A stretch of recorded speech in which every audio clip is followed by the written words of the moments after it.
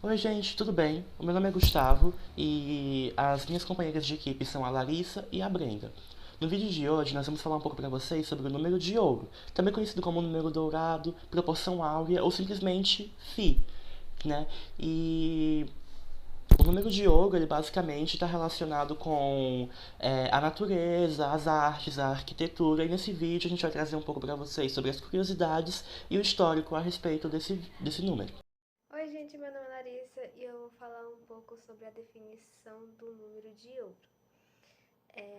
O número Φ, também conhecido como número de ouro, proporção divina, proporção áurea e outros nomes semelhantes, é uma constante matemática irracional que possui uma proximidade de 1,618. É considerado um número especial devido às suas propriedades estáticas e matemáticas únicas. O número de ouro é o representante matemático da perfeição na natureza. Ele é estudado desde as antiguidades e muitas construções gregas, obras artísticas, apresentam esse número como base.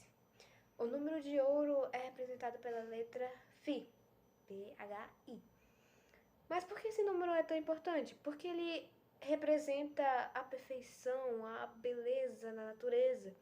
A resposta é simples. É porque ele aparece em quase todo lugar nas coisas que consideramos mais belas. Um contexto, por exemplo, seria como o que aconteceu no século XIII. O matemático italiano Leonardo Fibonacci estava estudando o crescimento de uma população de coelhos e se questionou a respeito de quantos coelhos teria no final do ano. Se somente um casal no início do ano e se nenhum coelho morresse nesse período. Ele se surpreendeu ao descobrir que a partir do terceiro mês, a quantidade de coelhos no mês seguinte era igual à soma dos 2 meses anteriores. E dessa forma, ele teria 144 coelhos no final do ano. Fibonacci ficou tão integrado com essa relação que começou a estudar essa sequência na natureza e encontrou nas pétalas das rosas, nas caules das árvores e nas conchas uma espiral de náutilo, um molusco marinho. À medida que esse molusco vai crescendo, sua concha cresce seguindo a razão áurea em uma espiral algorítmica. Bom, meu nome é Brenda e agora eu vou falar sobre onde é encontrado o número φ. Como a Larissa falou anteriormente, sobre a sequência de Fibonacci, essa sequência está interligada com o número φ porque, à medida que ela avança, a razão entre um número anterior ela vai sendo mais próxima ao número φ. E esse número ele é encontrado frequentemente na natureza do crescimento. Ele pode ser encontrado na proporção das conchas, nos seres humanos, nas plantas, nos planetas e até mesmo nas formas das galáxias. E como exemplo, eu trouxe esse livro, O Código da Vinci, de Dan Brown, que eu tenho ele aqui, inclusive, que fala, o protagonista ele fala sobre esse número, o número dourado, e traz vários exemplos de onde ele é encontrado na natureza. É, um desses exemplos é sobre as abelhas. Em uma colmeia, o número de fêmeas normalmente é mais numeroso, e a proporção entre as fêmeas e os machos vai ser aproximadamente 1,618, que é o número φ. Outro exemplo também seria na concha de Náutilo, que inclusive ela já é muito assimilada a esse número. Quando você procura, ele já aparece a fórmula, a representação da fórmula de uma concha de Náutilo. Já é um exemplo muito usado, inclusive.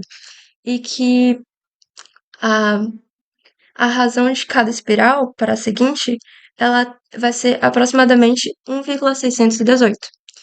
O outro exemplo seria o do girassol, que as suas sementes ela cresce de forma oposta assim, na espiral. E a razão de cada rotação para a seguinte seria aproximadamente o número φ também. E nisso o protagonista também fala sobre o Leonardo da Vinci, ele dá muita ênfase nele, porque inclusive é um pouco focado sobre a parte da artística. E ele fala que o Da Vinci sabia muito bem disso quando ele criou o homem vitruviano, muito conhecido, pois ele apresenta todas as proporções do número φ que apresenta no nosso corpo. E vários dos exemplos que ele dá seria se você medir da sua cabeça até a ponta dos seus pés e dividir isso pela distância do seu umbigo até a ponta dos seus pés, daria aproximadamente o número φ. Outro exemplo seria você medir do seu ombro até a ponta dos seus dedos e dividir pela distância do seu cotovelo até a ponta dos seus dedos.